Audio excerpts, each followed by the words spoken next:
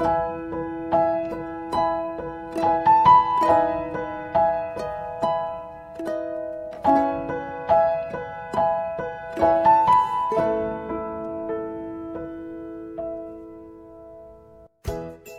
welcome to Live Your Dream Podcast, episode 19, How an Elementary School Teacher Became the New York Times Travel Writer. I'm your host, Selena Lee. Today we're talking about traveling, and it made me think about you, my listeners from so many different countries around the world. Even though I haven't been to all the 70 countries where you're listening from, it's like my story is traveling to each of these countries, and that makes me so happy just thinking about it. Hopefully one day I can visit all the countries, and wouldn't that be amazing? Well, my podcast is all about living our dreams, right? So maybe it will come true. I especially get very excited when I get listeners from countries I normally wouldn't expect to get listeners from. And last summer when I launched my podcast, in one of the early episodes, I got a download from Mauritania, which is a country in West Africa. And I don't think many of us have even heard of this country. So I got very excited and I looked up about Mauritania. And then I thought, there's no way someone from this country would know about me or know about my podcast. So I thought it was just a random accident. Someone downloaded my episode. And then every time I release new episodes, the download keeps going up. I think this person must be telling his or her friends about this podcast. And currently, they are now number 9 in terms of downloads out of 70 countries where all my listeners are from. So this is so amazing. And I'm so curious to learn about you and who are you? So if you are listening from Mauritania, please send me a message on my website. It's selenalee.co, CELINALEE.co. And I'm just so thankful that you're listening and I just want to say hi. So please send me a message. And of course, if you're listening from any other countries, I would love to hear from you too. So please send me a message. As you know, my podcast is a labor of love, and I'm relying on you to grow this podcast. So if you got any value from listening to my stories or the interviews I have with all these amazing, inspirational people, I would really appreciate it if you can tell a friend about this podcast. And also, please subscribe on your podcast app. And while you're at it, I would really, really appreciate it if you can just write me a review.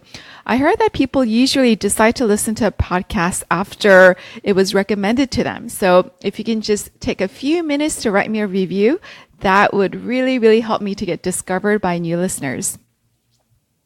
As some of you know, several years ago, I started a community called Give One Dream to inspire people to pursue their dreams. And one of the initiatives I launched was called Share Your Dream Campaign, where I asked people to write their dreams on a postcard, and I've been sharing them on Instagram and Facebook. If you are interested in learning more about it, you can go to giveonedream.com. That is giveonedream.com. So over the years, I've received thousands of dreams from people all over the world. And what I've found was so many dreams. I feel like at least a third of the dreams were travel related. I cannot even begin to tell you how many dreams I've received that said, I want to travel around the world. So today, I'm so excited to share with you the conversation I had with someone who does exactly that. Travel around the world and get paid for it. Seth Kugel is the travel writer for the New York Times, a job that sounds just too good to be true. He was the New York Times Frugal Traveler columnist for 6 years, and he has recently published a book, Rediscovering Travel, a guide for the globally curious. What's really interesting about his background is that he didn't plan on becoming a travel writer or even a journalist.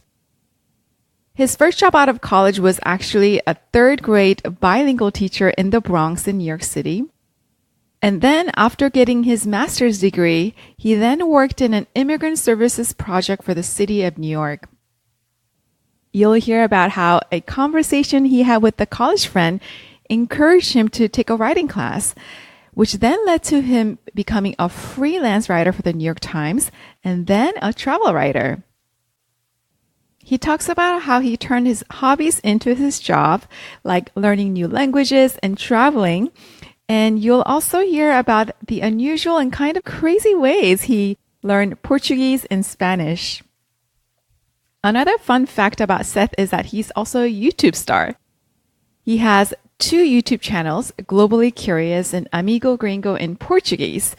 Amigo Gringo has almost 500,000 subscribers, and he has been on every late night talk show in Brazil. So he's a celebrity there. People recognize him on the street, ask him for autographs, and he has achieved his lifelong dream of becoming famous in another country. Now that's pretty cool.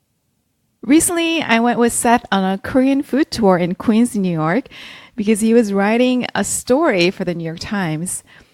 It was a lot of fun, although we weren't allowed to tell people that he was writing for the New York Times, and some very lucky Korean restaurants are about to be very surprised with a lot of publicity. Okay, so I hope you enjoy the conversation. Hi, Seth. Hi, Selena. I'm glad. So let's get started. How about we first talk about your childhood? Where were you born and where did you grow up? I was born in Cambridge, Massachusetts, and I grew up in Newton, Massachusetts. It was a quite typical suburban American lifestyle. I had a green lawn, and I had my own bedroom, and went to summer camp. And like a typical childhood. Played soccer. And went, that was pretty normal. It was a comfortable suburban childhood. It was cold in the winter because that's Boston. Now that I know it's not that cold everywhere else, now I wonder why I didn't grow up somewhere else where I could have played soccer all year. So did you have a childhood dream when you were growing up? Did you have any particular interest in anything? I think I wanted to. The one profession I remember wanting to be is an archaeologist. What? An archaeologist. How did that come about? I was just fascinated by, probably mummies and pyramids and old things, like the fact that people were running around 1,000 years ago or 10,000 years ago or whatever, and what they were up to. It's not that different from. I was very fascinated by the world. I had a globe in my, one of the spinning globes as a kid, and I always used to look and try to find different places. And my sort of door into that when I was a kid was thinking about the ancient world and what happened in Egypt a long time ago, or what happened in Mesopotamia or whatever. So I'm just more interested in the current world, the contemporary world, not as much, but it's still the same sort of view on the world. Like there's a lot of fascinating stuff out there. So your parents told you about the world and bought you the globe? I don't remember. I mean, I assume they bought me the globe. My parents are intellectual types. They worked in universities, and I don't remember. I assume, they bought me books, and I read books, and school got me interested in things. I went to a really good public school, and did they encourage traveling when you were younger? Yes. Did you travel with them? Once I was 10, we started traveling. My parents used to travel before my brother and I were born. And then I think they sort of gave up on it for about 10 years while we were kids. And then when we were 10, started traveling again. So I did a couple really cool trips when I was a kid. We traded houses with a family in London. Wow. For a month. This must be before Airbnb. Yeah. For sure. Several decades before yes. Airbnb. I would say it was 2 decades before, more. I didn't even know that you could do that like 20, 30 years ago. Yeah. What we used back then to do that sort of a thing was paper. Yes. And postage stamps. Right. And you send in your listing. It just took a little longer. You wanted to trade a house, you put a listing in to a company. They printed a book, and you requested the book. You got it, and it had a list of everyone's house that was available. Then you wrote to the person and said, "You want to trade houses?" Maybe you talked on the phone, and then you traded houses. Wow. Things did work before computers. Right, of course. And but yeah, so all this stuff existed. I mean, so much of what's around today, Airbnb, Uber, whatever, it's just more efficient ways of doing things that were already invented. Uber didn't invent having someone pick you up in a car and bring you somewhere else. Right. You know, that was like a horse and carriage in, in like 16th century England. I don't know when. But yeah, so we did that. We went on a cruise. And then eventually, maybe because I was interested in archaeology, we actually went to Egypt. That was our big trip of my childhood. Yeah, that was really lucky of me to have parents that A, could afford to go on that trip. Sure. And B, took me on the trip. My parents never spent that much. They're very good savers. It's not like, believe me, I might have gone to Egypt, but I was never allowed to order Coke in a restaurant. What? Just had to get tap water. They got their priorities straight. Yep. I mean, they only spent money on what they thought was really worth it. Mm-hmm. And that was experience in travel and seeing the world and all of that. Yep. Interesting. So I'm sure you get this question all the time. Oh, I would love to be a travel writer. Yeah. But you have this sort of an unusual background where you didn't start your career or first job out of college has nothing to do with that, right? So I think you started political science at Yale, then went to become an elementary school teacher for Teach for America in South Bronx, bilingual teacher. Then you went to Harvard Kennedy School, then you work for the city. I mean, that's so different from what you do now. So yeah. Well, it all makes sense when you put it in order. Like everything I did was only one step from the last thing I did. Right. And if you ask me right now, am I happy to be a travel writer? I'm not so sure the answer would be yes. Travel writing is, it's like any job that is perceived as glamorous. Right. It's very interesting from the outside, but from the inside, like I was a journalist writing about, I would say, what I would call real issues. Immigration issues, sort of city, socioeconomic issues, crime, that sort of thing. And now I write about taking trips places. Right. So the taking the trips places is obviously incredible. But what I'm trying to figure out now is how to put some more meaning into those articles. And that just depends on what you're able to convince your editors to do. I wouldn't want to write guidebooks. Yeah. It's not of interest to me. It's a great job. I'm not saying it's a bad job. It's actually a very difficult job. I'm not so sure I'd want to be a blogger that's only job was to run around the world and give tips on where to travel and how to do it. I'm interested in telling stories about travel and telling stories about the world that are in some way a little bit more meaningful. So it's not what I wanted to be when I was a kid. Right. I certainly loved travel. And if you had told me, do you want to be a travel writer? I might have said, sure. But so tell us about the transition. So right after college, you take a job as a teacher. So yeah, I was in college. I went to Yale. It was a liberal arts college. You didn't have to. Studied political science, so now I've got to go be a politician or something. Right. Like that's not the way it works. So Teach for America was a very popular choice. For sure. As it still is today, to take the chance to take 2 years and be a teacher in a struggling public school. While I was in college, I had volunteered at the public schools in New Haven, Connecticut. I had also worked as a camp counselor. I was really used to working with kids. I liked working with kids.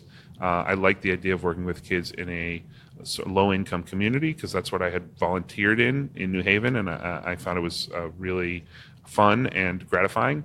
So I did that, and I ended up teaching in the South Bronx. I spoke a little bit of Spanish. I kind of suckered Teach for America into letting me try to be a bilingual teacher, and then I studied really hard and ended up passing the test to be a New York City bilingual teacher in Spanish. So that makes sense, right? Yeah. Okay. I heard when you're trying to learn Spanish, I don't know if this is before you became a teacher or after, but you didn't read any English books. You only read Spanish books, and you only listened to Spanish radio. You only traveled to places where they would speak Spanish. I mean, it's dedication. Yeah, I did all that. That's totally right. I haven't thought about that in a while, but you must have dug it up somewhere. Yes, I told you. Yeah, so for a year, it was from the day I got admitted to Teach for America, and they told me you're going to be a bilingual. And it was scary because you have to pass tests to be a bilingual teacher. Yeah, of course. And I really just dove right into Spanish. I listened to a lot of Spanish radio.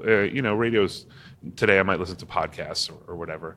I listened to Spanish radio. I when I wanted to read a book that was in English, I tried to find the Spanish translation. There was a great Spanish bookstore in New York on 14th Street for many, many years. Now you can pretty much just order it all online, but it was a great place. Libreria Lectorum was the name, and I really dedicated myself to it, and I became the next career step is I became quite interested in the immigration stories of my students. Many of them were immigrants. Those that weren't, their parents were immigrants, or at least migrants from Puerto Rico. And I would hear just fascinating stories from them and from their parents.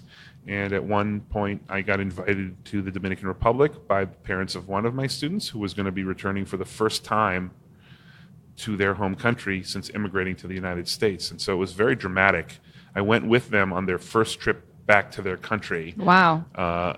We got met at the airport by like 30 relatives, all like jumping and screaming and stuff like that. It was an amazing experience. Like so many of my early travel experiences, it totally influenced the way I travel after that. Like, you're probably not going to get greeted at the airport by 30 locals every time you travel, but I certainly am not interested in like just going to a hotel and going to the beach anymore, because I've had a taste of what it's like to really participate in the life of another country. In any case, so that's how I got interested in immigration, and so I decided to study immigration policy. Mm-hmm. And that's when I went to the Kennedy School of Government at Harvard, and I studied immigration policy. So that makes sense. Yeah. I got interested in immigration from teaching immigrants. I studied immigration policy. Then I worked for the city of New York running an immigration services center, which also makes sense. And then I worked for the city, so I wanted to get a promotion. So I ended up working for the Administration for Children's Services, which is like child welfare, child protection. But it was around that time that I started writing. And what did I write about? Well, I'd worked in the Bronx in one way or another for 5 years. I lived in Washington Heights, which is up in the Dominican neighborhood in northern Manhattan, right next to the Bronx.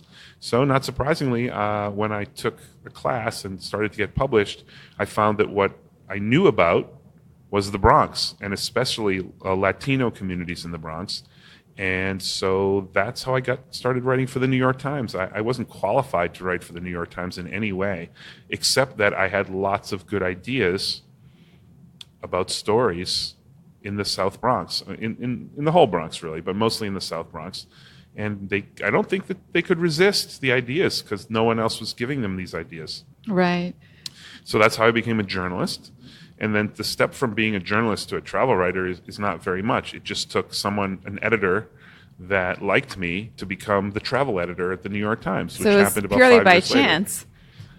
Well, you could say the saying, the harder I work, the luckier I get. Of course, yeah. So, I had to be working for the New York Times. I had to be working really hard to work for a lot of different editors, to hustle a lot of different jobs, and I had to impress the editor enough that when he became travel editor, he asked me, "Where have you been recently?"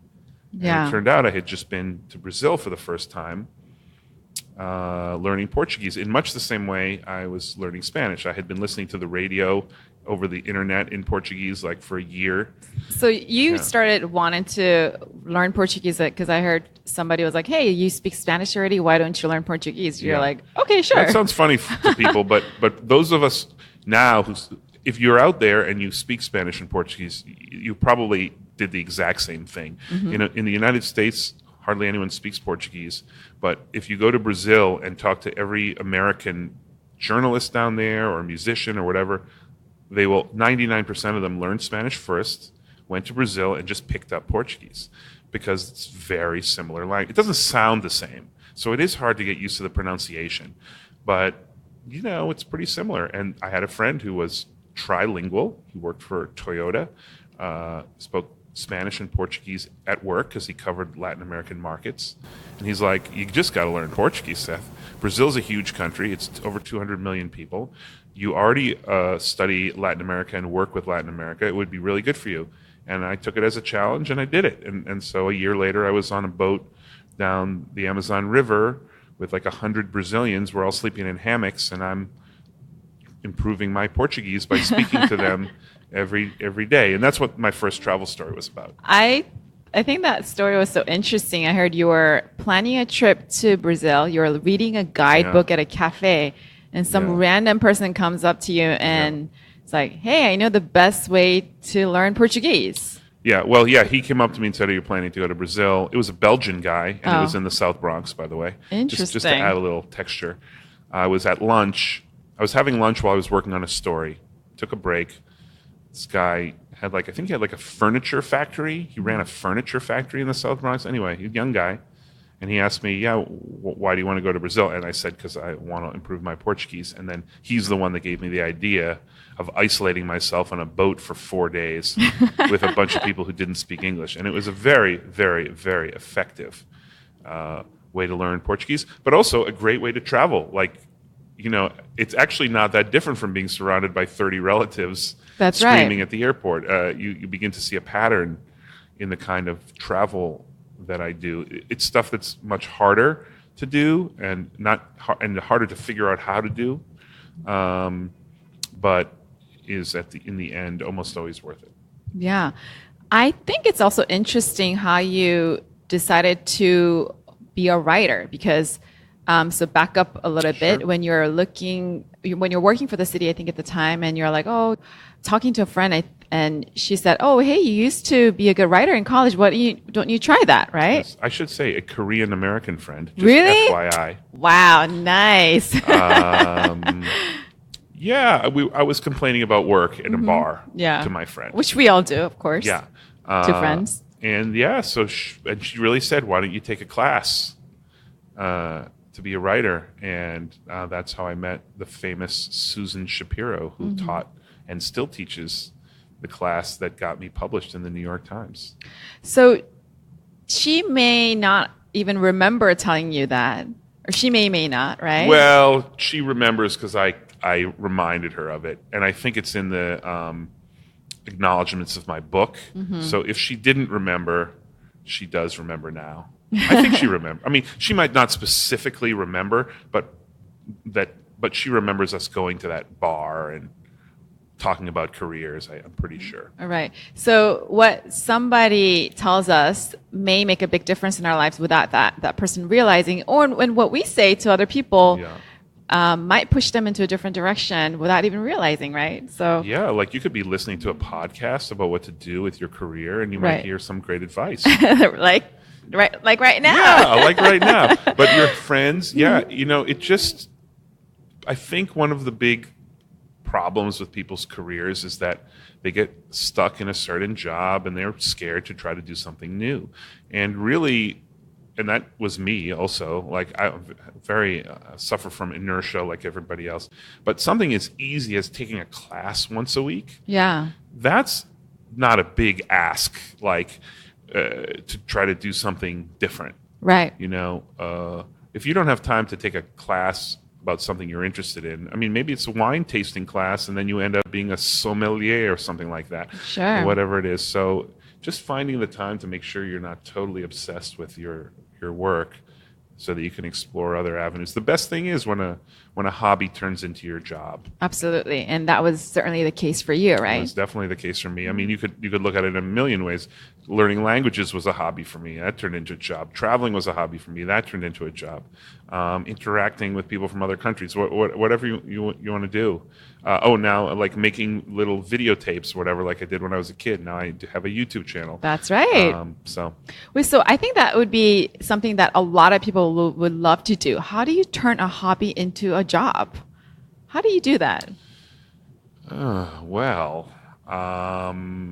First of all, you have to figure out whether it is viable. Right. If you, Well, pretty much any hobby probably is related to a job in some way, but you have to figure out what that path is because it's not always that obvious. Right. Certainly, I didn't expect like being really interested in the world would lead me to be interested in immigration, which is what brings the world to New York City. That's right. So that's one example there. So you have to think about what the different ways to involve your hobby in a job are, because it's not immediately going to be obvious. If you love earrings or something like collect earrings, it doesn't mean you're going to be a jeweler or designer, or maybe you're running a store, or I mean, who knows? There's a million different ways to do it. And then to figure out a way to just sort of, what I think is really not that possible, and I think a lot of people talk about it, is just absolutely giving up, throwing away your job, quitting your job, and just trying something completely new. Yeah. I don't buy that that's the way that most people do this, because I don't think most people can afford to do this. Right. It really drives me nuts when I'll see a blogger or an Instagram personality or something who says, "Oh, I just gave up my job and decided to travel the world." Yeah. Well, for 98% of human beings, that's just not financially viable. Of course. Either you have people who are depending on you, or you don't make enough money, or you can't leave for some reason. So it's not viable. I did it little by little by little. I started freelance writing really on the side. I took the class, right, and then I got published, and then I kept doing it for 2 years. Yeah, and before I quit my job. I remember one of the first articles you wrote for the New York Times is crazy things you can buy in the internet. That was the first one. Yeah, that was before I even realized that I had this valuable knowledge about the Bronx. At that point, I was just imitating stuff I used to write in high school and college, like a quirky, that was like the beginning of internet shopping. It was 1998. Christmas 1998. So this is when people weren't buying things on the internet. Some people did, but it was scary because there wasn't security. You typed in you did the equivalent of sending your credit card number in an email, essentially. So you really had to trust it. You had no way of knowing whether the thing was going to arrive or not, right? There was no protections. It was really crazy. And so my idea was, I started fishing around and realized you can buy a lot of really weird stuff on the internet, which of course today, that's like the definition of the internet. Yeah. But back then, people who were like, well, should I buy a book on the internet? I was like, no, you should buy 10,000 pounds of cayenne pepper on the internet.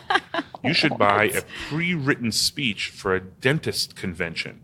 These are things that I found online, and that became that article. Interesting. Then you, I think, wrote a few more articles for the city section. And then, like we talked about earlier, the editor you knew started being editor for the travel section. Yeah. I mean, it's a little more complicated than that. He wasn't the editor at the city section. So I started writing for the city section. And then I actually, that's when I finally managed to quit my job, when they said I could write about the Bronx as kind of, I'm not a staff reporter at the Times. I've always been a freelancer, but they have these regular freelancers, like a permalancer or whatever you want to call it. And I got to cover the Bronx.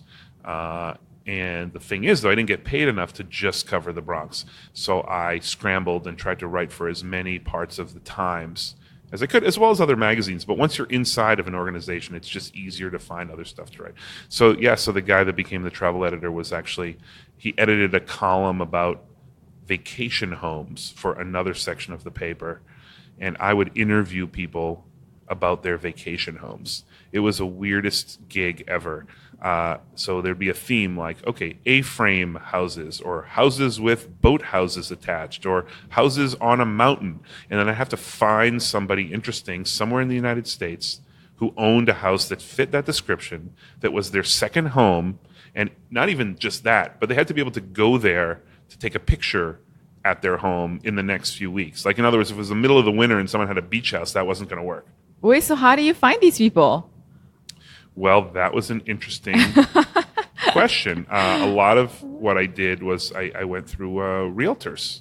Interesting. who lives in what houses. It wasn't necessarily someone they had sold the house to. But the funny thing, it was such a job. I was like toiling in obscurity because I was sure nobody read this part. Of course, it's the New York Times, so some people read it. But I sort of was convinced nobody really read it, and I was just doing it for the money. But I worked really hard at it because that's just the way I am. It's like I'm just a perfectionist. Which, by the way, is good advice. Don't be a perfectionist. Oh yeah. Yeah, but yeah, because I'm writing these stories until like 3 a.m. or something like that. But so the funny story there is that in the middle of all this, before I became a travel writer, I got a call from someone. I'm thinking nobody is interested in this stuff. It's someone from Second Homes magazine, and they want to interview me about how I find the homes, just like you just asked. What? Because it's like so bizarre. Like, how do you even find these people, right? Right. Well, and the funny thing is, there was a magazine all about second homes. I had and no they idea. apparently Who would have read thought? this column every week. Wow. And they're like, how does that guy find these people? We're going to call him. And I'm like, wow, somebody that wants to. I mean, now I do a lot of interviews about stuff in my career, but then nobody wanted to know anything about me. And here's someone wanting to know how I toiled away at this. So, it's possible more people are paying attention to your job than you think, even if you think nobody sure. is. Yeah.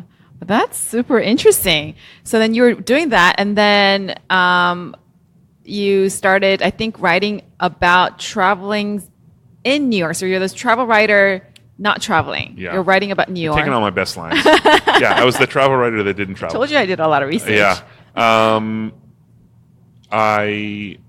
Well, this is actually a very good career story.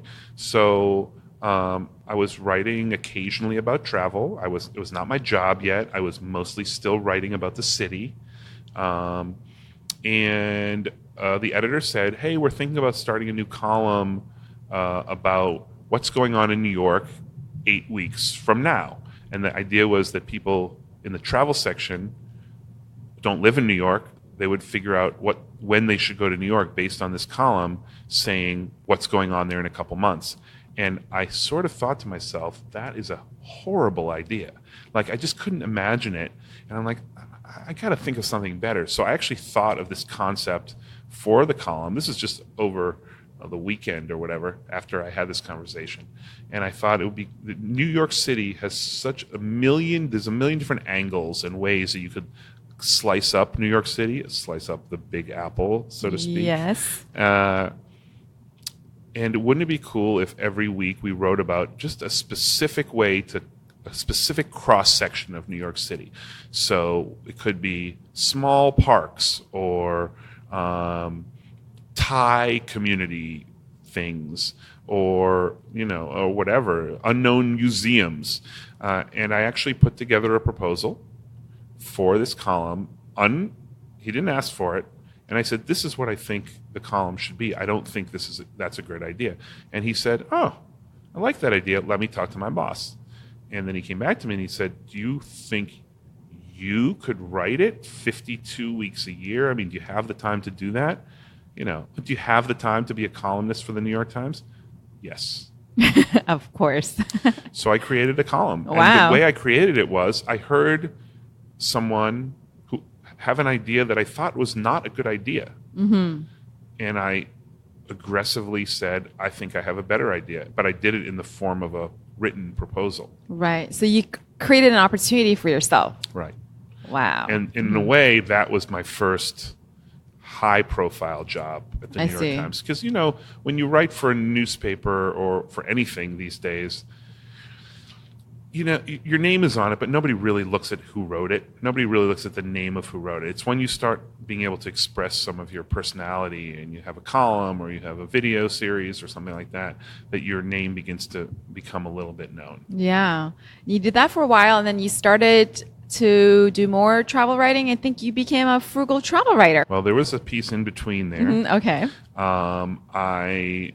As I've already sort of alluded to here, I wasn't too into writing this column after a little while, because even though it sounds like great fun, like what you should do in New York, if you compare that to what I was writing about before, right, which was like struggling immigrant communities, I was like, is this really what I'm meant to be doing? So and I had always wanted to live abroad, and I had never lived abroad, even though I had traveled a lot. So, and I was studying Portuguese. That's so, right. I moved to Brazil. I moved to Brazil for 2 years. I thought I was going to move for longer. And I was a correspondent for a new news agency called Global Post, which was based in Boston. And the idea of it was to bring foreign news to Americans. So foreign news written for Americans with specific angles that Americans would be interested in. Still exists. It's a part of Public Radio International now. But I got to be their Brazil correspondent. Which is amazing because I could never have been a foreign correspondent for the New York Times. It's just too prestigious of a job, and that wasn't my career path.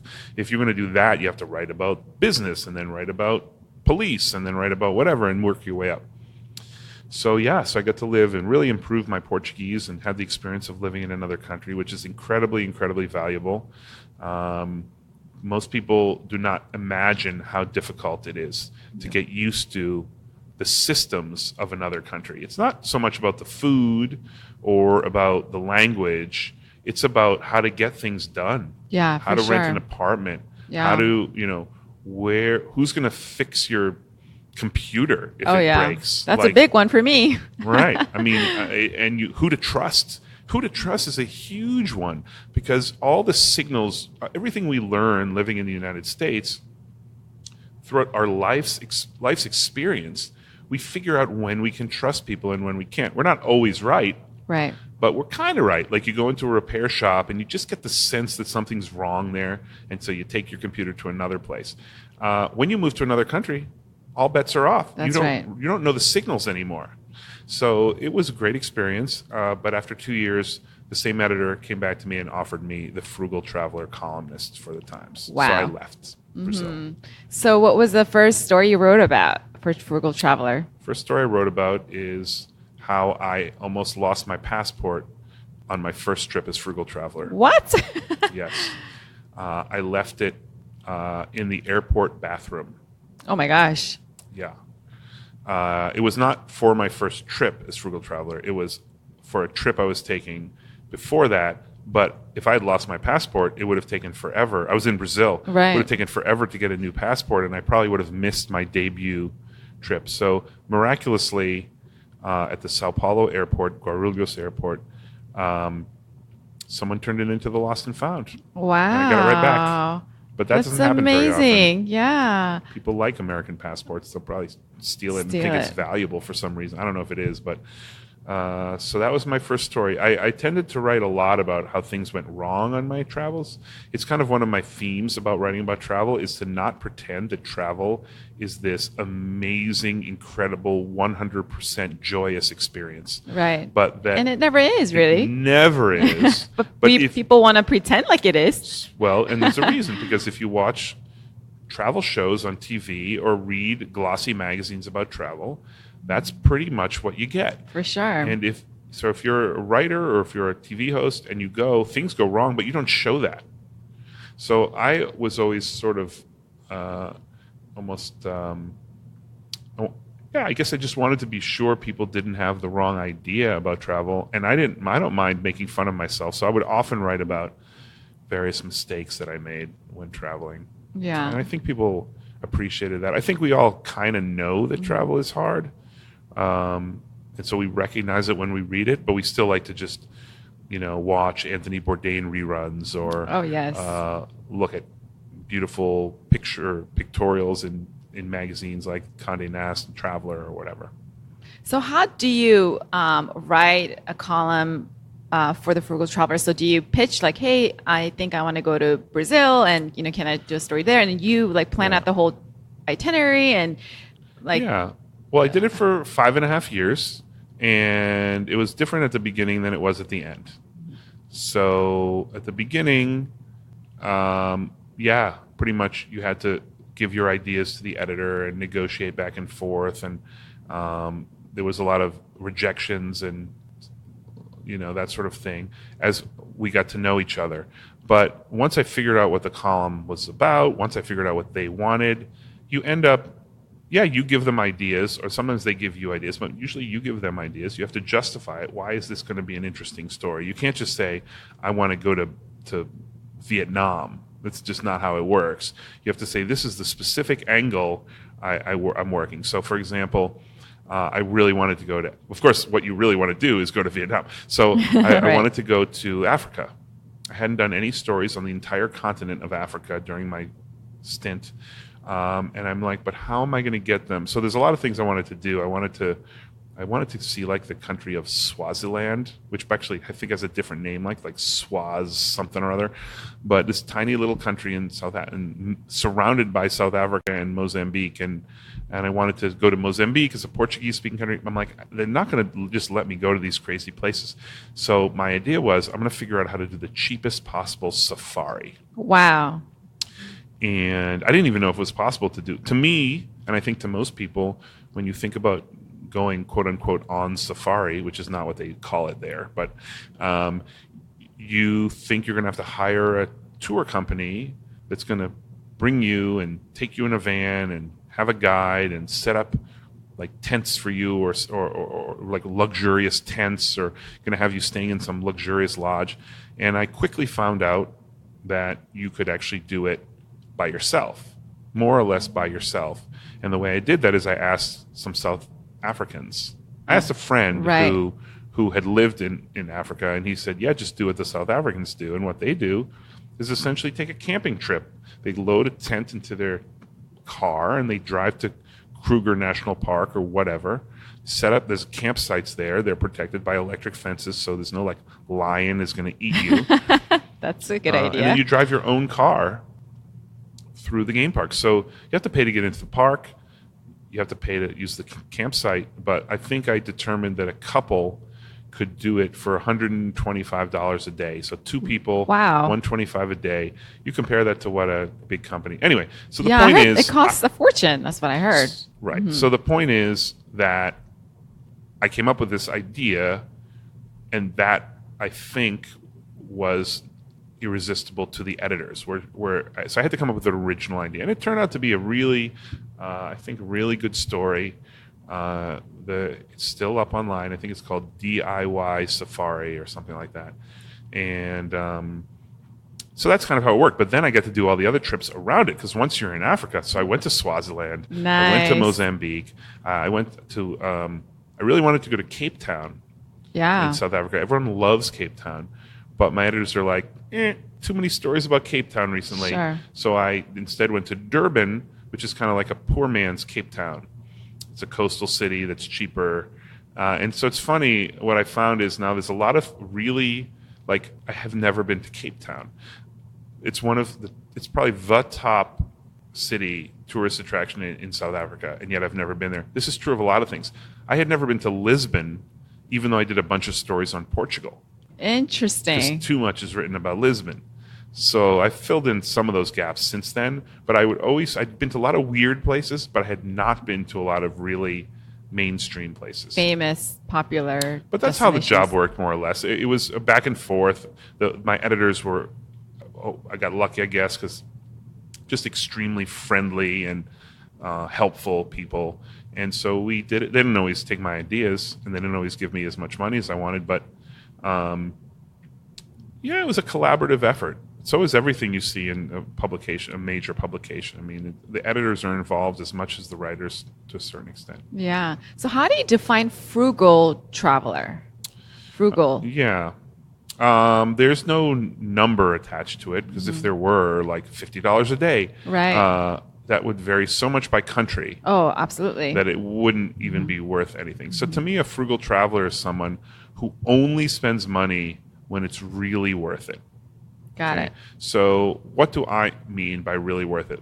Like, I need the hotel I stay in to have a lock on the door, to have a clean bed, and to be well located. Yeah, that's I important. don't need a good breakfast. I don't need a spa. I don't need it to be a brand name. I don't need to make any points from staying there. So that's sort of my opinion. Everyone has their own little opinion about that. What do I need from food? Well, I don't need to go to a Michelin-starred restaurant, but I do need to have the food be local and delicious. I don't go to fancy restaurants. However, that said, if once in a trip there's a restaurant that's going to cost me more. I used to think like I shouldn't spend more than $10 on a meal, no matter what, anywhere. But then like you're in Paris and a place has a deal for like $17 lunch and it's a nice restaurant. That's frugal to go to that thing. Right. I mean, so I didn't spend a lot of money. I think a lot of people, especially, I did the Frugal Traveler in my 40s, right? So a lot of people don't want to be uncomfortable in their 40s. That's true, right? And I was pretty uncomfortable. I took a lot of buses instead of planes. But I wouldn't take the lowest class bus because I didn't want to put myself in danger. I wanted to take a bus company that I could trust, that they had mechanics, that the bus wouldn't fall off a cliff. So it's just a balance. I think that people think that traveling is all about spending money on services and experiences, when really you can have a lot of those experiences on your own. You don't need a lot of the luxuries. And I was sort of out to prove that. I had a column I do once in a while, a series called $100 Weekend, where I'd go to a major city with a $100 budget from Friday afternoon till Sunday afternoon, 2 days, including lodging. What? So, well, I had to find basically a free place to stay. Right. Sometimes it was easy because I had a friend living there. And again, I'm just being myself. Yeah. So if I have a friend living there, I'm not going to stay in a hotel. No, this is me. I'm traveling and I have a friend in London, so I'm going to stay with but even $100 a day without, not $100 a day, $100 for the weekend is not that much in a major city. I did it in New York. I did it in Chicago. I did it in London. I did it in Hong Kong. And it forces you to find the awesome free stuff and the awesome cheap eats and stuff like that. And I think that because most of us travel with a higher budget than that, unless we're backpackers or whatever, and we're out for like weeks and months, that forces you to find, it forces you to find the good stuff. And many of us would not even dare to go. Of course, street food is very fashionable now, but not every country has like glamorous street markets or like the night markets in Asia or whatever. Sometimes you really have to struggle to find the cheap food, but often it can be worth the struggle. For sure. So you did also the 36-hour travel column for the New York Times, and that one, a lot of people followed what you've suggested, right? Yeah. Well, the 36 hours, I did some. I mean, it's written every week there's a different city with a 36-hour itinerary, and they're done by different people. So I still do them. I mostly do the ones in Brazil. I've done, or sometimes I do New York, sections of New York. I did a Harlem one once. I did downtown New York. I did Queens. So yeah, people really do follow those. That's a whole different. That's a whole different ball game. Though then you're not yourself. You don't write the 36 hours columns in the first person. Interesting. When I write stuff in the first person, if someone says to me, "Well, I can't believe you didn't go to this, X restaurant," I'll be like, "Oh, well, I don't like that kind of food." And they'll be like, "But you're writing for the New York Times. You need to go." No, I'm writing a column. I'm going to go to the things I want to do. But when you're writing 36 hours, then really you are sort of saying, this is the best of the city. Wow. So then it takes a lot of research. You have to, and then decision making is almost impossible. So you try to, you have to set up a 36-hour itinerary. It's really kind of Friday afternoon to Sunday afternoon. It's really more like 48 hours. But you have to do it for much more than 48 hours. I usually would do it for about 4 days, so about double the time. But I'd also eat more than 3 meals a day to make sure that so then after having all these experiences, then I'd narrow it down. And the idea is to do some expensive, some cheap, but to show as many sides of the city as you can for someone who's maybe there for the first time. And also I always try to add a discovery or two that even people who live there might not know about. Wow. That's a really fun exercise. It's much harder than it looks, and they don't necessarily all come out well. I don't think everyone succeeds, and sometimes I don't succeed because it's so hard. But when you do it right, and when someone who's from the city says, "Well, that's a perfect itinerary for a first-time visitor," then you feel really good about it. But then again, there are people who'll be like, again, "I can't believe you didn't go to this place." What's great is when you actually did go and you rejected it for some reason. And you say to them, "Well, I did go, but the service was terrible," or "I did go, but they didn't let me in. The bouncer didn't let me in. Oh, no. That happens. That definitely happens. And, we travel anonymously, so we can't say, oh, well, excuse me, but I work for the New York Times. Right. You're not allowed to do that. Yeah. Interesting. So how do you find some of the good places, the cheap places that if you're not even from there? Well, let's remember, I mean, it used to be that you really had to do what I'm about to tell you I do. But now, I mean, essentially, everything's documented. That's true. It's not like there's a restaurant in New York that hasn't been written about on some blog or at the very least on Yelp or something like that.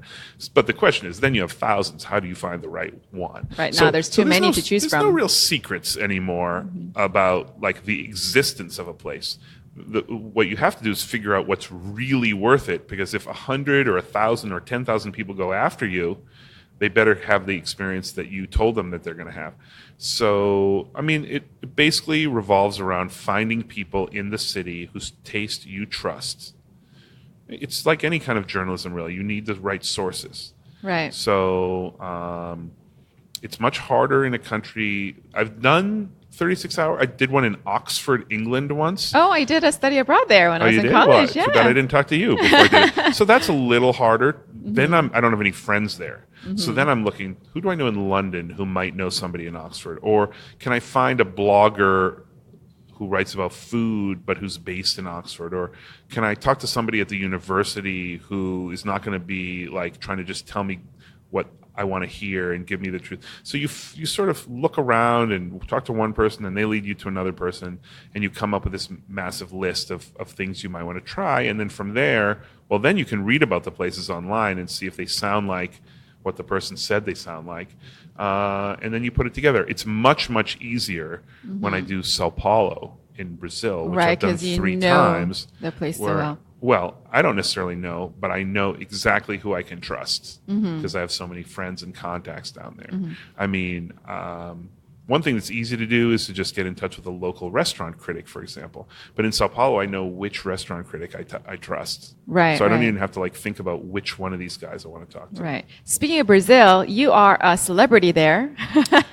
You have this YouTube channel called Amigo Gringo. You also have an English YouTube channel called Globally Curious. Sort of. Yes. Well, which you started. I think that's more of a recent thing. Yeah. But Amigo Gringo, you have, I think, almost 500,000 subscribers. Yeah. And you are recognized on the street.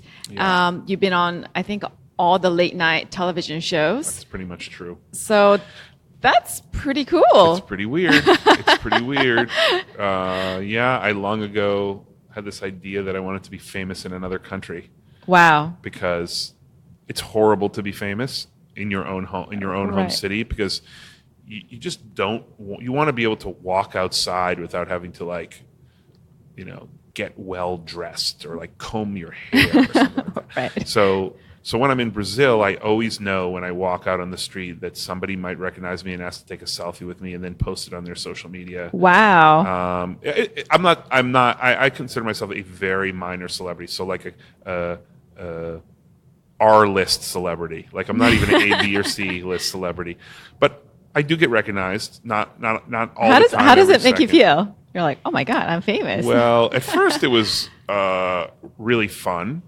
Because it was a sign that we were successful. Yeah. Because you can look at how many views your YouTube video got, but you don't really know what that means, right? Because our videos, if the really good ones get 100,000 views, well, that's not that many in a country of 200 million people. So you don't really necessarily think, and you also don't know if people are going to remember you or recognize your face. So at first it's like a sign of success, and it's fun. It's still fun for me. Mm-hmm. It's still fun because it doesn't happen as often as it would if I had millions of followers. So the people with millions of followers can't even really walk around without being stopped all the time. For me, it's just sort of a thing that happens occasionally. In a restaurant, someone will come over, or the only time it's ever really uncomfortable. Like, for example, I was late for a radio interview, and somebody I was sort of jogging down the street, because the radio, it's on live. I couldn't be late. And they sort of stopped me, and they really wanted to take a picture with me. And I did it, but I was really rushed, so I felt a little bit bad. Got it. I see. It's fun. So tell us about the show. So it's for Portuguese speaking people, primarily probably from Brazil, wanting to visit New York. So you pretty much. Yeah. That was the original premise. It's spread a little bit since then. I mean, that's still what we say it is. And so I talk about what to do in New York, but I also talk about how to act in New York. And those are the videos that really became the most famous. Like, how do you not be the dumb tourist who makes all kinds of cultural faux pas? Trying to train people in like what it's like to be a New Yorker, the way to interact with New Yorkers, and more generally with Americans. I mean, New Yorkers are not like other Americans, but they're more like other Americans than they are like Brazilian people. Of course. So there's just certain ways things work. We did a series on flirting and dating. Yeah, that was extremely popular. There's just some major differences in the way these things work. These are like the Brazilian people wanted to maybe date or flirt or go out with someone from New York. Sure, because there's a ton of Brazilians who come here, even on vacation, if they're single. Of course, you want to have fun and meet people. And then there's tons of people here studying, doing a semester abroad or doing an exchange program. And they are consistently mystified by the behavior of American men and women on the dating scene. I mean, I can just give you a very quick example. This is from before I did Amigo Gringo. This is for an interview I did in the New York Times, but I've heard this story now so many times. You're at a party, you're a Brazilian woman, an American man comes to talk to you. You guys sit down together, you talk. At the end, he asks for your phone number, and then he leaves. And then the Brazilian woman would be like, I can't believe he didn't like me. Why didn't he like me? Well, to me, I'm like, it's obvious he liked you. That's exactly what I would do. And the Brazilian would be like, well, why didn't he kiss me? Oh my gosh. And so you talk about like in Brazil, it's not quite as big of a deal to kiss someone as it is here. I know that sounds like a weird thing to say, but it's almost like getting someone's number. Wow. So in Brazil, in the same scenario, a man meets a woman that he's interested in, then he'll just kiss her that night? Nothing is 100%, of course. Well, it happens here too, but not as common. Right? That's exactly right. It's not 100% right. That it happens there, and it's not 0% that it happens here. Right. It's just what you expect to happen. Exactly. Is not that. Especially, I mean, it's one thing if you're in a club or something like that, or if you're like, it's 3 a.m. and you're in a bar. I mean, but we're talking about like mainstream, 10 p.m., well-lit area. Right. Okay. The other thing is Brazilians just don't, I call it the get a room culture. Like these public displays of affection are just much more common there. They're just sort of more comfortable with everything sexual. Yeah. And I'm not saying they're having sex on the streets. During Carnival they are. But I'm saying that kissing in public is just very, very accepted. And I'm talking about like really kissing. Yeah. And so it wouldn't be even unusual. And of course, Brazilians, if any Brazilians listen to this, they'll want to kill me for saying this. It's not everyone. But when you're younger in Brazil, it's certainly very acceptable to say, be at a party and kiss 4 different people. Wow. At the party. I have a friend who will remain nameless, who when I lived in Brazil, we went to a bar and we met these 2 women. And I was like, great, one for him, one for me. Nope, he ended up making out with both of them. What? Yeah. Oh, no. No big deal. No big deal. It's just not. I like to say that kissing is devalued. I see. In other words, it's just. So it's like not so special then. That's right. I have to tell you a story. When I was in high school, I participated in just like some student ambassador program where they would take high school students to France, Germany, and England. And in Germany, we did. It was a small town. Did a homestay. Of course, I sort of grew up in Korea, so culturally, I was like raised to be much more conservative. And when we came to the U.S. when I was in middle school, I was born in L.A. but went back to Korea and came back.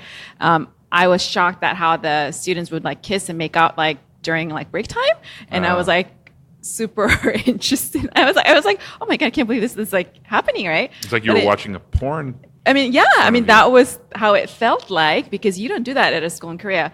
But when I was in Germany, it was a group of American students, right? And now we're in Germany, and it's in German school.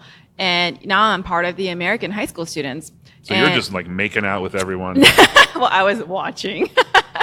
But it was really interesting because we were having like classrooms or some big public auditorium, like maybe like the high school principals giving a talk or something.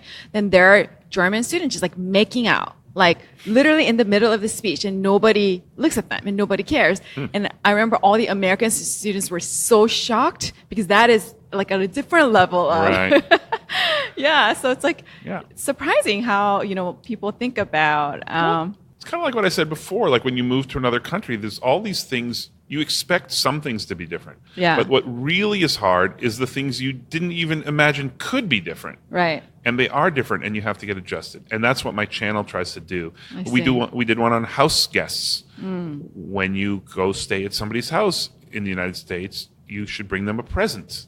Right. When you enter the door, you don't have to say "excuse me" when they open the door before you walk in. In Brazil, you would always get to somebody's house, knock on the door. They say, "Come on in," and you say, "Excuse me," and you go in. Now here it just Interesting. sounds absurd. Right. So we tell them, you don't have to say that. Wow. It's little things like that. And we also do lots of silly stuff. Sometimes I talk about I even tried to explain like the healthcare system and stuff. And you are quite entertaining on these videos. I've seen you wearing diapers walking down on the street at that a is true. carnival and selling pizza in your Speedos.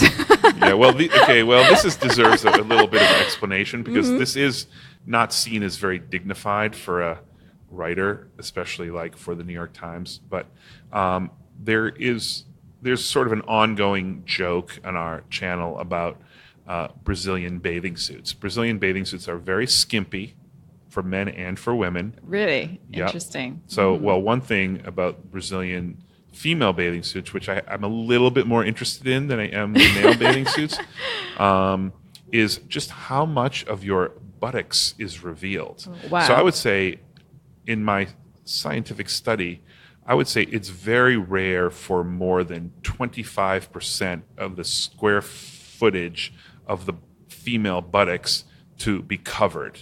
Wow. In other words, it's just like a very small triangle. It's just almost not a private part, if you will.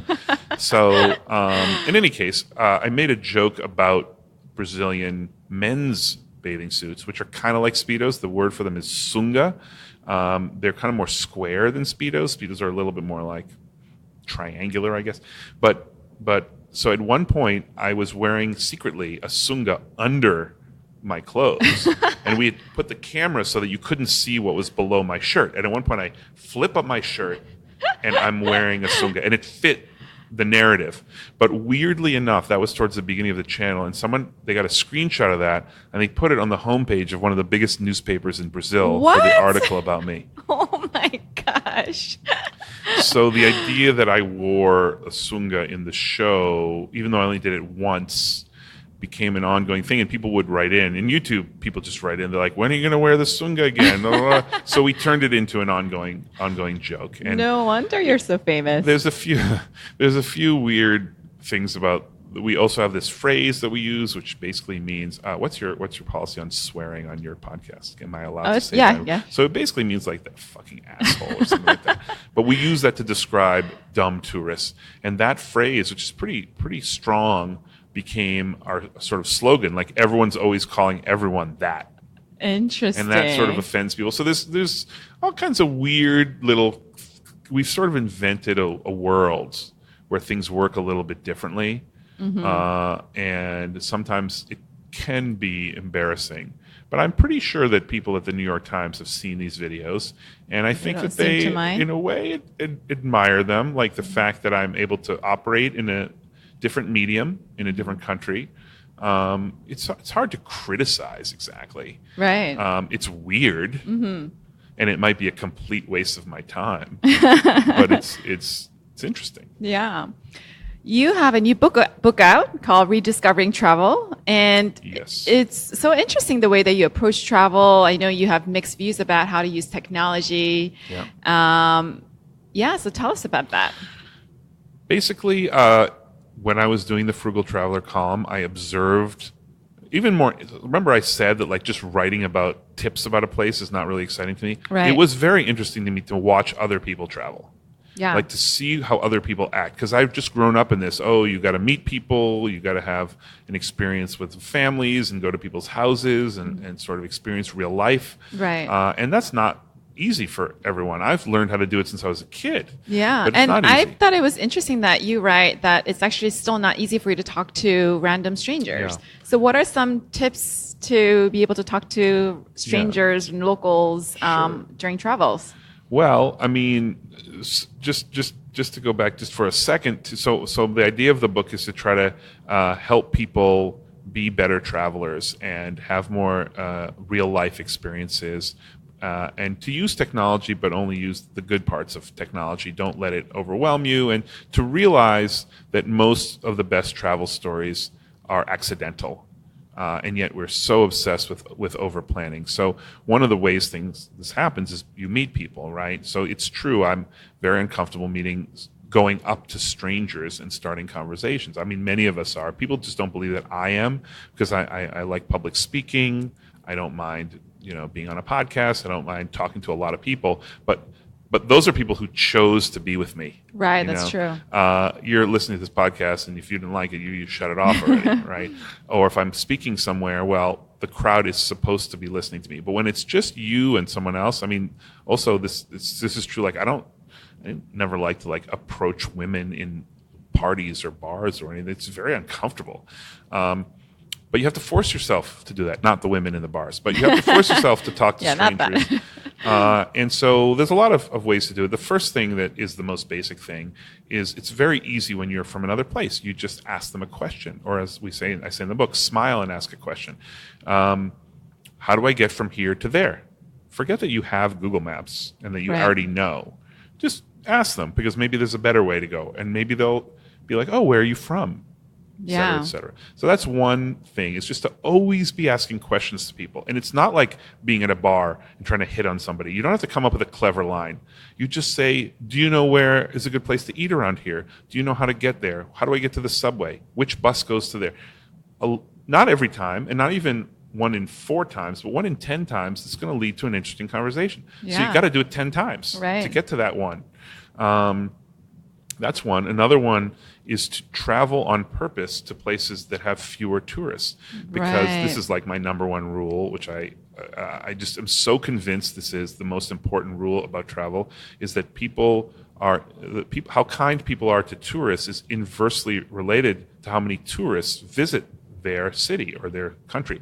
And so true. A place that doesn't get many tourists, the people are actually going to be interested in the tourists that come. They'll be like, what? Where are you from? Why are you here? Why are you here? Yeah, and they'll actually want to meet you. So even when I go to a popular tourist place, if it's a city, I try to go to a neighborhood in the city which doesn't get tourists.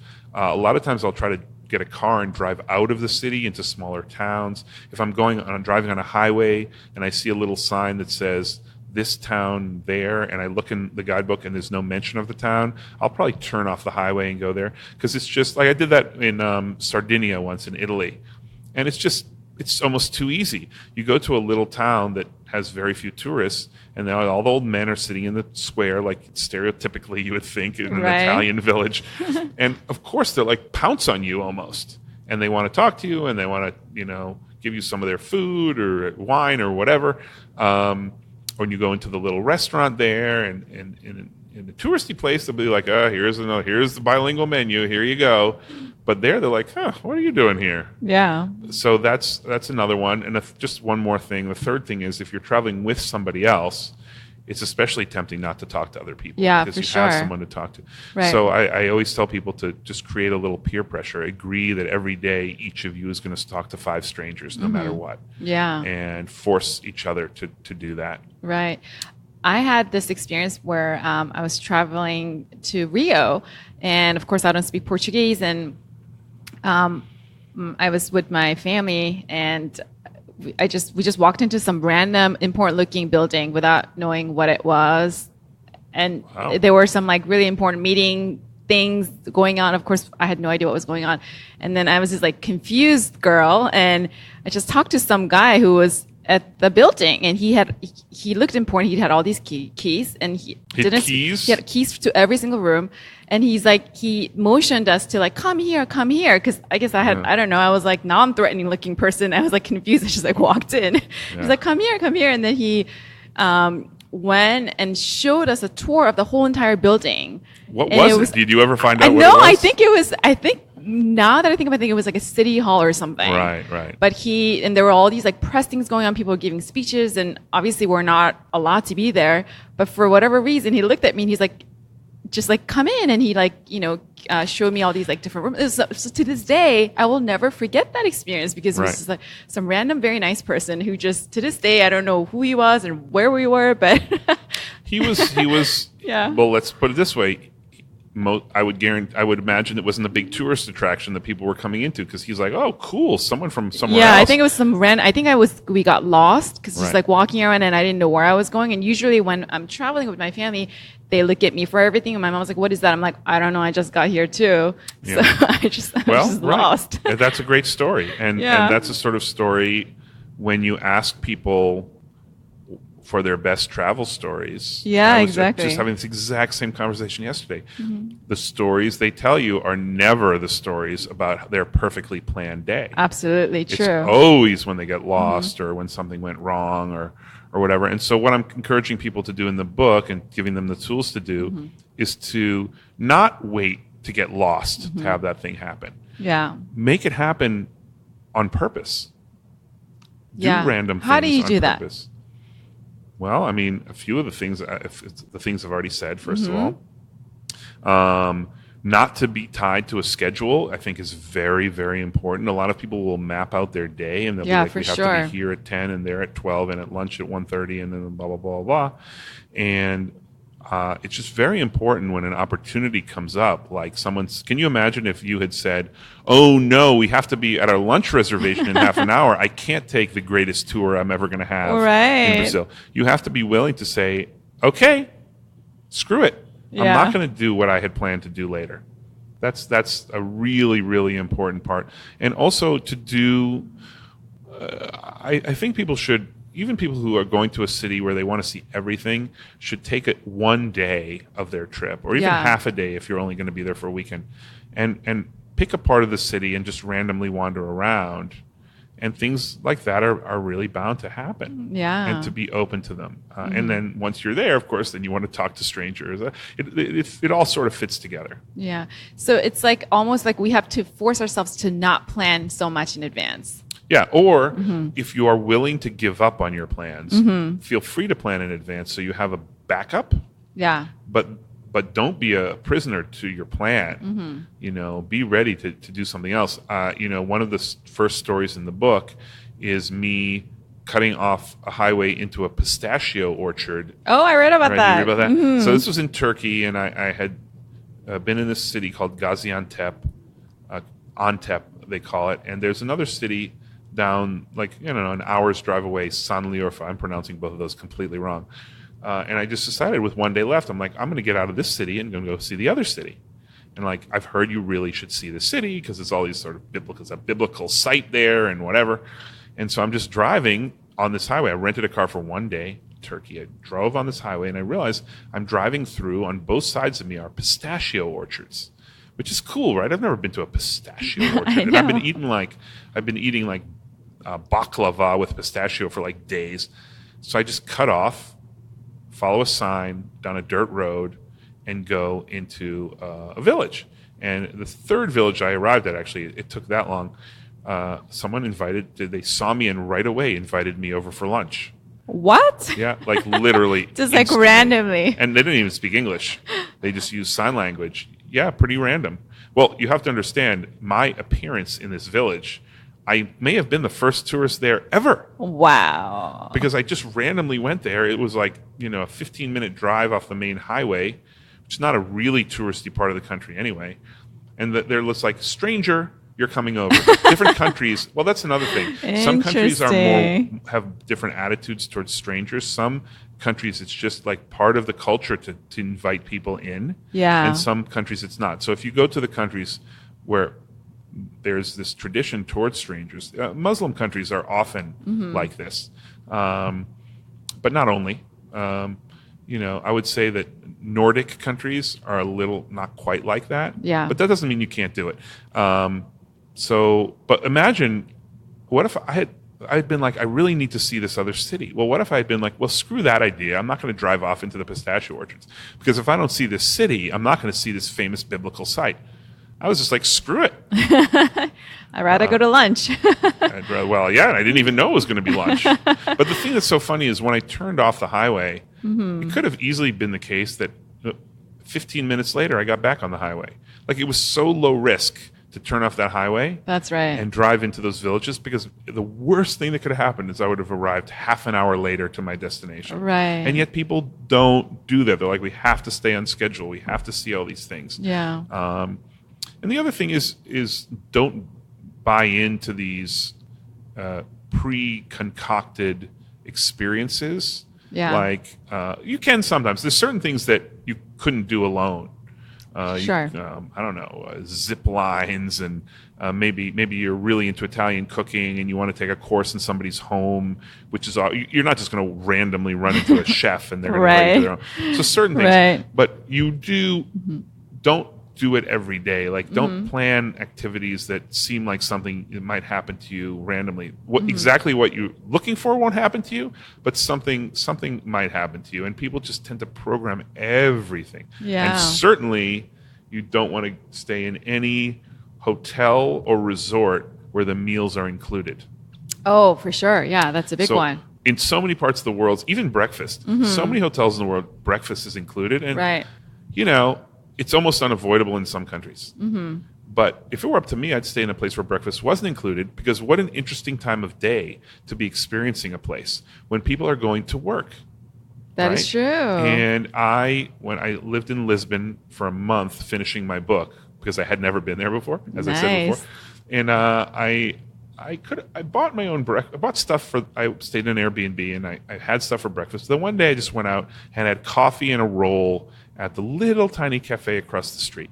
And it was just really interesting. People were coming in, and the woman knew everyone by name, and it was people going to work. And then the next day I decided to go back, except I had slept in. So then I went there, and it was all these sort of, for lack of a better term, like housewives, I guess you would say. I mean, like older women who were coming in after, I don't really know. But it was a whole other thing. So then my goal became that this woman is going to recognize me and know my order by the time I leave. Wow. So then you went every day. Yeah, and so I went every day. And finally because also I'm telling all these jokes in Portuguese and she's never laughing. Finally she's like, oh, okay, I know this guy. I'm going to have to laugh at his jokes now. And like I just finally got her to crack a few smiles. Wow. But if I had been in a hotel with breakfast included, that would never have happened. Yeah. So it's like when we travel travels to get out of a normal routine, but yet when we go on the trips, we plan everything. So then we're still, not really giving us an opportunity to have a new discovery or feeling of surprise. And yeah, that's well stated. I mean, we're stressed out in our daily lives. We have this routine every day, and yet we still want to plan every single second of our trips. And I thought it was so interesting because when you wrote for the Frugal Traveler column or any other travel story, it's like you almost had to force yourself to have something to talk about, like a story, right? Yeah. So then you would go out of your way to do things to like talk to people and do all these things that you otherwise normally wouldn't do. In a way, this philosophy that I sort of developed I was forced to do it because otherwise my stories would have been so boring. Yeah. So I was forced to try to make crazy stories happen. And as a result, I realized that's the best way to travel, is to open yourself up to having really odd and interesting experiences. So now, of course, I do that when I'm traveling for pleasure as well. I see. So when you travel, do you usually travel by yourself, or do you do it with friends? Well, first of all, that would depend on my romantic life at the time. Right. Do you ever travel with romantic partners? Yes, I definitely have. I did as recently as a year ago, and it was great. I mean, some people are better more alike in their travel than others. And of course, you have to figure out the destination. We went to, my girlfriend at the time, her ancestors were from Verona, Italy, and we were going to Italy, so we had to make a stop in Verona, which in the middle of the winter is not very pleasant. But of course, so we went. That was what she wanted to do, and then I had certain things I wanted to do, and I like dessert, so she had to suffer through me having dessert all the time. So, I think it's one of the purposes of travel is to bond with family members or significant others or whatever that is. I also do like traveling with friends. Here's a tip for travelers, how to pick the friends they travel with. Go with someone who knows the destination really well. So like, if I were your friend, well, maybe I am your friend. Yes, you are. We're just sort of getting to know each other. Friends. Yeah, we can say we're friends. And you were going to Korea, and you said, "Why don't you come along?" Yeah. And I would. What if I didn't want? I been dreaming about going to Thailand, let's say, and I've been to Korea, right? But the answer is yes. If you come with me, you should go. Right. Forget about your dream destination. This is your dream situation. That is somebody right. who speaks the language and knows the country and knows people is going to take you somewhere. Yeah. I have a friend that tries to go every time he likes Brazil, and every time he wants to go to Brazil, he says, "Seth, when are you going to Brazil?" Because he wants to go with me. Nice. Which makes a lot of sense. Right. So that's certainly, So traveling with other people, if you're traveling with the right people to the right places, is great.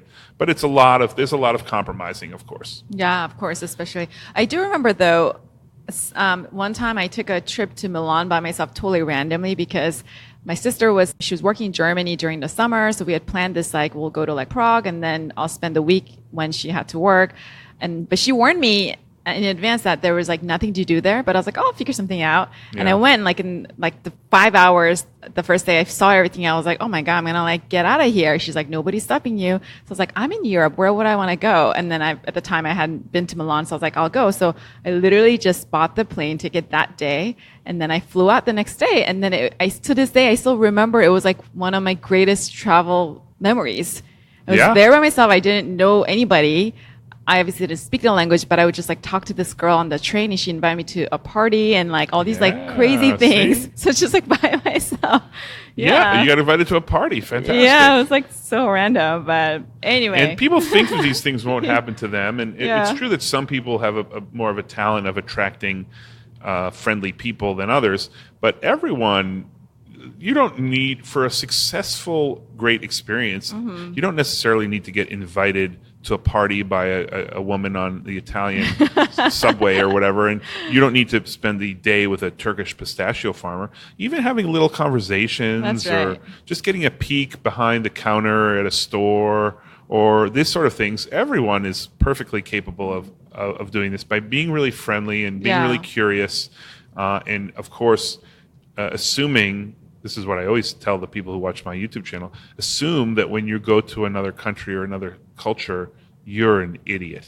Yeah. And whatever other people do, think twice before you do anything, such as, attention Americans, talk really loud in public. Yes. Or dress in a certain way. Like if look around you, everyone is dressed in, all men are dressed in pants, nobody's wearing shorts. Well, don't wear shorts, you dummy. Right. Right. You know, and so do all that, and good things will happen. Yeah, and it's so interesting what you learn about when you just like start to talk to people. Yeah. Yeah, well, talking to sure. people is the best. That's the best kind of travel.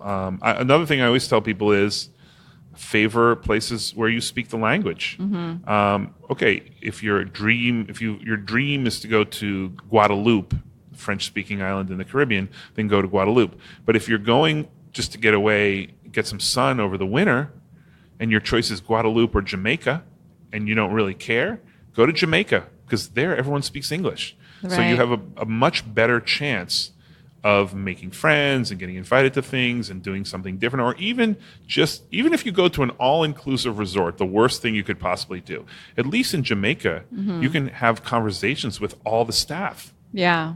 Not just the ones that are trained in tourism to speak English to you. Right. So, Seth, what trips do you have planned coming up? I leave on Wednesday to France, Prague, and Austria. Wow. Are you writing stories about Part those of it is a places? story. I'm going to write a story in Prague. But really, I'm going, this sounds so glamorous. I'm going skiing in Austria. What? Yeah. You're the frugal traveler. Well, I'm not the frugal anymore. traveler anymore. Right. And also, this is a personal trip, but it's actually very, very cheap. I have a friend. What? I have a cousin, actually. Well, you have to get there. Yeah, right. But I have a cousin who lives in Prague, and he every year has a ski trip, and they rent a house, and there's like 20 people. So they divide the cost of the house, so it's actually very cheap. And apparently skiing is much cheaper there than it is in the U.S. if you're a Vail or something like that. So overall, like, it's definitely no more expensive than going to Colorado skiing as long as you get a good airfare. And plus, I'm sharing a house with all these people. Yeah. So I'm doing that. That should be really fun. I've never been skiing in Europe before. I really haven't been skiing in like 5 years. And then Prague. And then I'm stopping in Paris along the way. Nice. One of my favorite places. Just to see a friend. That's another, I mean, I really have to be in Munich to get to Austria. But so I just looked to see if, is it just as cheap to go to Paris, stop in Paris, and then fly to Munich? Yes. So then just stop in Paris for a couple of days. Fun. So you've had this really interesting, fascinating life. What is something that you wish you could tell your younger self about life and career and? Well, I would say try not to work as hard. Really? Yeah. You think you work too hard? Yeah, I don't know if I work too hard anymore. I am a hard worker, and I do like my work. But there were times when I was working for the city where I would just work such long hours, and nobody else was doing it because it's a government job, so people just work 9 to 5, and and gave up my social life at the time. And I think social life is incredibly important. If you're giving up your social life, or you're giving up time to do your hobbies or whatever, when are you going to meet when are you going to go to the bar with your friend who tells you used to be a good writer in college? True. And then when are you going to take the class that they recommend that you take? You have to leave your life. First of all, it's unhealthy to work really long hours no matter what age you are. But it's also, you're just bound to make your next career move based not on something that happens at work, but that happens outside of work. That is so true. That is so true. So this is a question that I ask everybody, which is our last question. Okay. Nobody really achieved dreams alone or succeeds alone. So who helped you to get to where you're now? I think that aside from Sue Shapiro, who we discussed was the person that taught my class and got me started, I think I just have to give it up to my parents. They just created an environment where we could be creative and do whatever we wanted, and they made sure we went to good schools, and took us traveling. Yeah, and it's not that easy to take fighting. I fought a lot with my brother. It's kind of embarrassing for them to fight in London rather than fighting in Boston. For sure, right? But I can't think of anyone that would have been more important than that. Yeah. I had a lot of great teachers, but in part that's because my parents made sure we lived in a place that had great public schools. So. Yeah. Well, Seth, thank you so much for being here, sharing all of your adventurous stories with my listeners. It has been my pleasure. Thank you. And I look forward to following you on your next travel. Everybody, please check out Seth's book, Rediscovering Travel, A Guide to the Globally Curious. I believe books are sold everywhere, right? Yes, where books are sold. Thank you, Seth. You're welcome. Thank you. I hope you enjoyed the conversation. At the beginning of the show, I told you about my community, Give One Dream, that I built to inspire people to pursue their dreams. If you're interested in learning more about it, you can go to giveonedream.com. That is giveonedream.com. And I'll also have a link on my show notes, so you can just go to your podcast app and check it out. I've also put together a guide to the 3 steps to finding true career fulfillment, which you can also download it by clicking on today's show notes on your podcast app or my website, selinalee.co. That is CELINALEE.co. And please subscribe on iTunes, Google Podcasts, or wherever you listen to your favorite podcasts. And while you're at it, I would really appreciate it if you can please write me a review. It really helps me to spread the word and get discovered by new listeners. For questions about my coaching or to reach out to me with any thoughts or questions about my podcast, you can also visit my website, selenali.co, and I look forward to hearing from you. So thank you so much, and I'll be back soon with another episode. I hope you have a great week.